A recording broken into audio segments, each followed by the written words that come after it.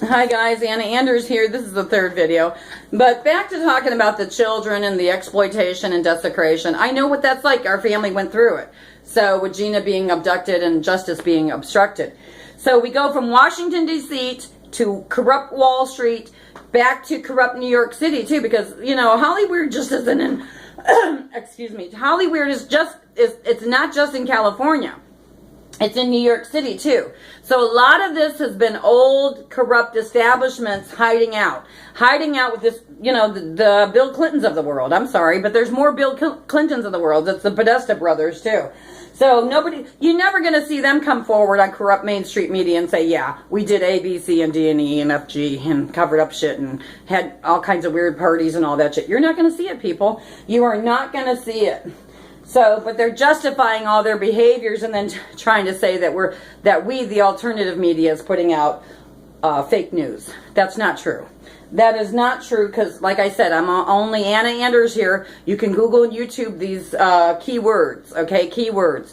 Especially with the Ireland Catholic Orphanage in Ireland that just happened, that story that just broke out. You know, let me tell you this. The Cleveland abduction story, the corrupt Queen of England was involved with our story as well. And how I can prove that is because as soon as our story broke out here in corrupt Cleveland, 6 months later, the Globalists, they realized that, oh my God, we put the story around the world and back. We need to do something. So what they did was they had the corrupt queen fabricated a story about very similar to our story here in Cleveland. They made up a story about 3 girls being held hostage for over 30 years in Lambeth, England. The only difference between Lambeth, England's story of the 3 girls was that they were allowed to come and go to do their laundry and shopping and all that. You know, it was just totally ludicrous. And actually, to tell you the truth, that's exactly the time that I started trying to teach myself how to do these videos and stuff. So I called the corrupt Queen of England out on her shit because I didn't believe it for 1 minute and I knew it was what it was.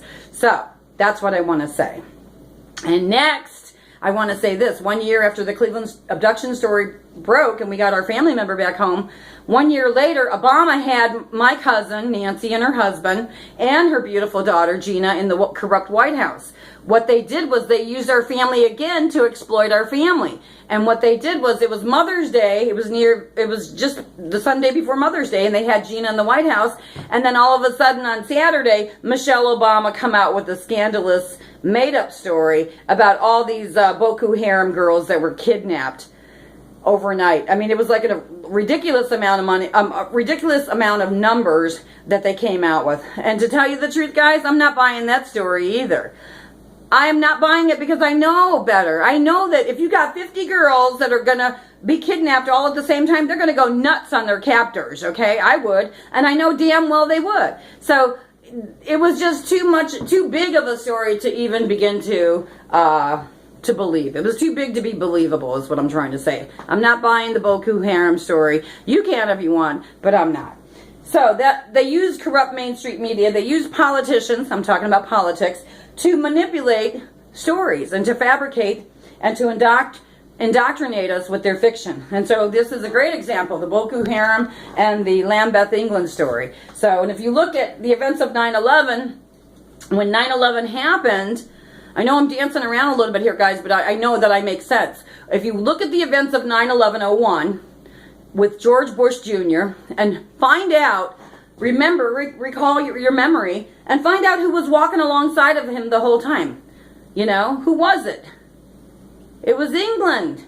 England was there. Tony Blair, every day, right alongside of George Bush. So that shows you how close in bed we are, politically speaking, with England. So the corrupt Queen of England, when she came up with the story about the Lambeth and the 3 girls there, I knew better. I knew better intuitively. I knew that they were lying to us.